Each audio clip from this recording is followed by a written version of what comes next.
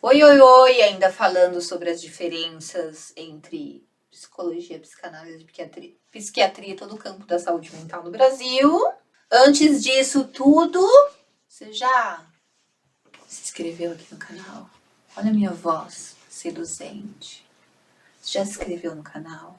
Já curtiu, compartilhou, indicou um vídeo nosso para os seus amigos e sua rede? Olha, eu te ajudo e você me ajuda.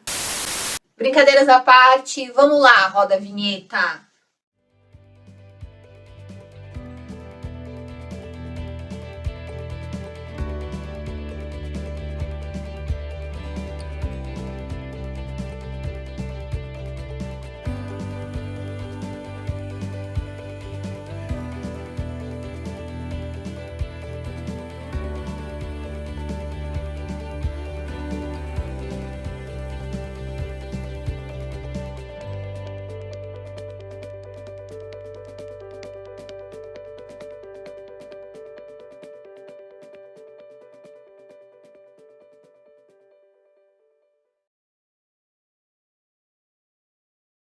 Eu venho de uma sequência, então, falando sobre as diferenças no campo da saúde mental. E recentemente eu fui participar de um programa de televisão ao vivo, para uma emissora aqui do Brasil, e a apresentadora me fez uma pergunta muito pertinente, logo no início da conversa, que é: mas Denise, qual é o lugar do psicanalista na sociedade? Como ele se forma?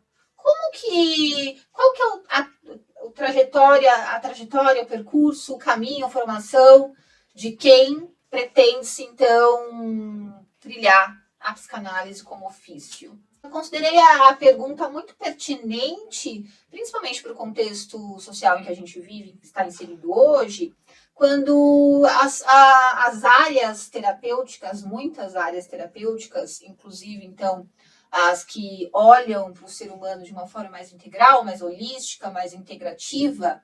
Hoje a gente tem que reconhecer que o espectro de cuidados hoje ele é amplo, então inclusive até na medicina nós temos medicina integrativa, temos medicina antroposófica, temos a medicina. Então o leque, o espectro, ele tem então se expandindo até para dar conta, isso responde muito do momento social em que a gente vive, eu aumento o espectro de cuidado numa tentativa de abarcar ou de colocar para dentro todas as mazelas em que o ser humano sofre. E nós somos, de fato, um bicho, um ser. Esse humano é um ser muito complexo, e complexo no sentido de precisamos de alguns cuidados, eles não são muito poucos, para a gente se manter relativamente saudável,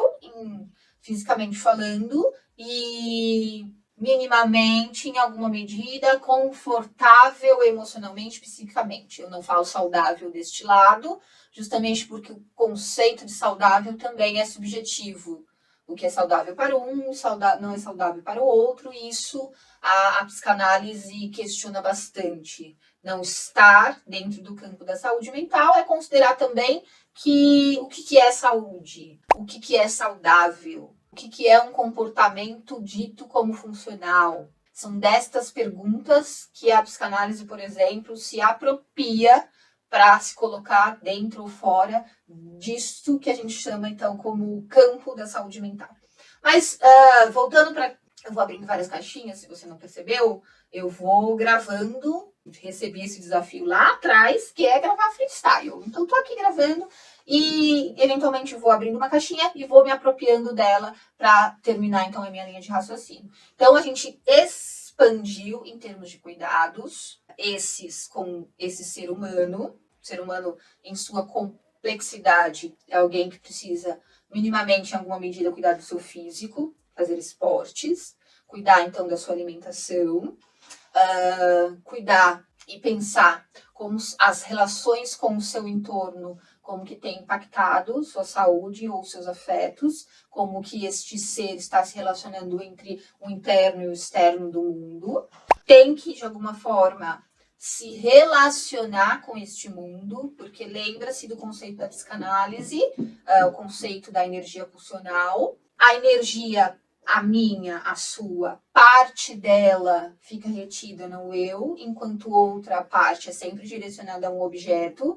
Em contrapartida, este objeto também direciona parte de sua energia, e nessa interdependência e nessa troca, a gente vai provando, vai nos relacionando, vai intercambiando o que é o interno, o que é o externo. Então, a ausência das relações e a ausência de uma energia que vai para o objeto também pode gerar adoecimento psíquico. Então, este ser humano é alguém que precisa dessa troca, precisa considerar esse intercâmbio, é um ser de linguagem, então precisa se comunicar sobre os seus afetos e como estes influenciam toda essa engrenagem.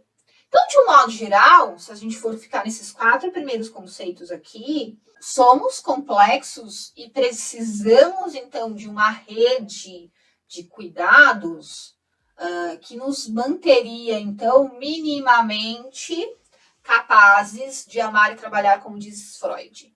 Então, Freud, em um determinado texto de sua obra, diz que, através de uma análise, o sujeito seria capaz, então, de amar e trabalhar. Então, no mínimo, essa engrenagem toda de cuidados nos garantiria uma palavra forte, mas nos possibilitaria, então, trabalhar melhor, nos relacionar melhor, amar melhor, escolher, então, os lugares que eu quero ocupar nessas relações com o outro, certo? Então, para isso, a gente foi percebendo, a gente falando em termos de sociedade, a gente foi percebendo que as teorias ditas como tradicionais ou convencionais já não conseguiriam ou já não conseguem responder tantos problemas, tantos questionamentos, tantos adoecimentos como conseguiu no passado. Então, esse leque de cuidado foi se expandindo. E com isso, a gente tem um monte de possibilidades, algumas mais terapêuticas, mais validadas, e outras validadas de uma outra forma, de um outro sentido, num outro contexto, numa outra visão de mundo, digamos assim. E com isso, obviamente, quando eu tenho um número maior de possibilidades, um mundo maior de alternativas de cuidado, é até natural que as dúvidas, para as pessoas que não estão inseridas naquele contexto, que as dúvidas apareçam. Já que o leigo, ele está totalmente desobrigado, ele não tem a obrigação de conhecer esse mundaréu todo de cuidados disponíveis, não é mesmo?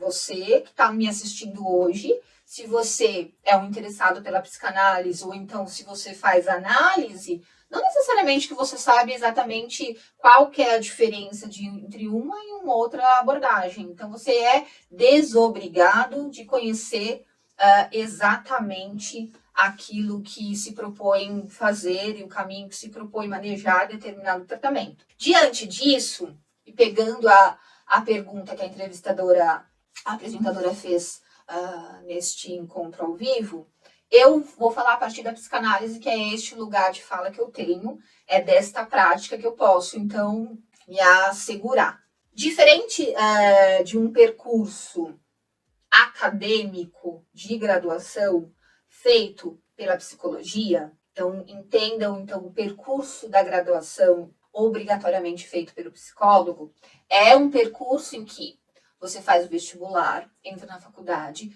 cursa todas a grade curricular que aquele curso se propõe, ou que aquela instituição te direciona a fazer, e você, no fim dessa graduação, no fim deste percurso institucionalizado, feito então por uma faculdade, você vai estar apto, você vai estar autorizado, porque conseguiu concluir aquelas tarefas que a instituição te passou, aquela grade curricular que a instituição te passou, independentemente se você, por exemplo, passou ali beirando, tipo, sabe, a média 7, você passa com 6,9, aí vão lá e te arredondam no final, então você passa assim, raspando, Não importa se você é esse que faz raspando ou aquele que se dedicou um pouco mais no curso e conseguiu passar com louvor com todas as matérias 10, aquele que de fato se comprometeu com o percurso acadêmico de estudar bastante aquele exercício. Independentemente do cara que passou raspando ou do estudante que estudou muito, a instituição vai lá e garante o seu direito de exercer determinada prática, já que você cursou esse percurso. E tá tudo bem, né?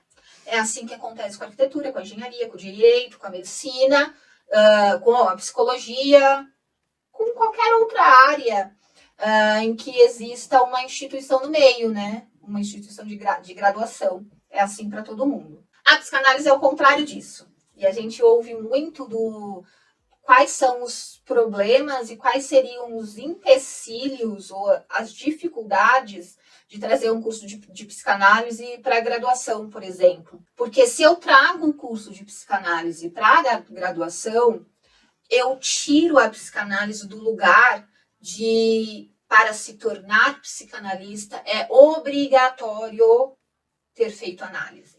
Se você não sabe, o psicólogo não é obrigado a fazer terapia. Então, na psicologia, no campo da psicologia, você tem muita gente praticando psicologia clínica.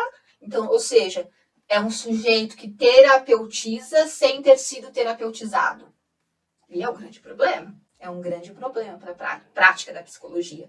Então, quando você tira a formação do psicanalista, você tira o divã da história, você tira a análise, o percurso de análise individual da história, e você coloca um curso desse dentro de uma grade curricular de uma instituição, você está obrigando a apenas percorrer um caminho, um percurso que é igual para todo mundo, que ele vai se tornar esse profissional apto, independentemente de sua história pessoal, independente se ele passou com 7 ou se ele passou com 10. Vocês conseguem compreender, então, a diferença? O analista, em grande medida, ele se forma no divã.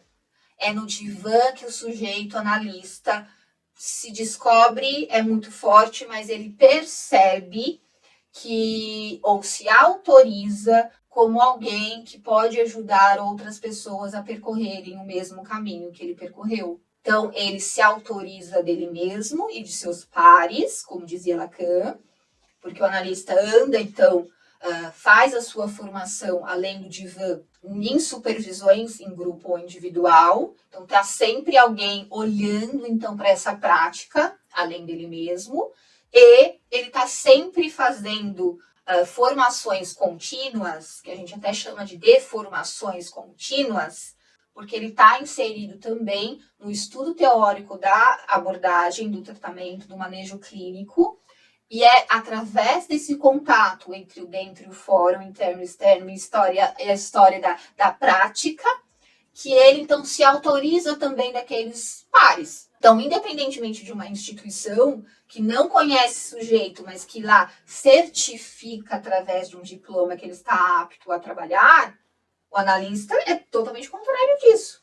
Ele precisa bancar o seu desejo, a sua prática. Ele precisa perceber que em algumas situações, em alguns contextos, em alguns tratamentos, parte dele vai emergir e vai dificultar aquela prática. Então, ele tem que estar muito ligado, esperto, falando do seu trabalho, da sua atuação clínica, inclusive na sua própria análise e muito mais também na supervisão. Então, entendem a diferença? E é diferente nesse sentido de... Uma vez eu recebi uma inflexão, né, um questionamento, uma reflexão de que um instituto de psicanálise não autoriza esse analista a embarcar na prática, de fato.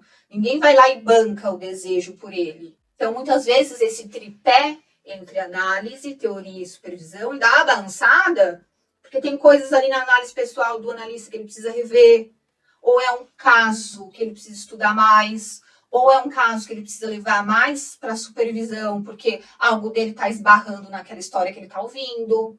Então, de fato, nenhum instituto autoriza a prática, mas é o desejo que ele precisa bancar que vai autorizar o crescimento dessa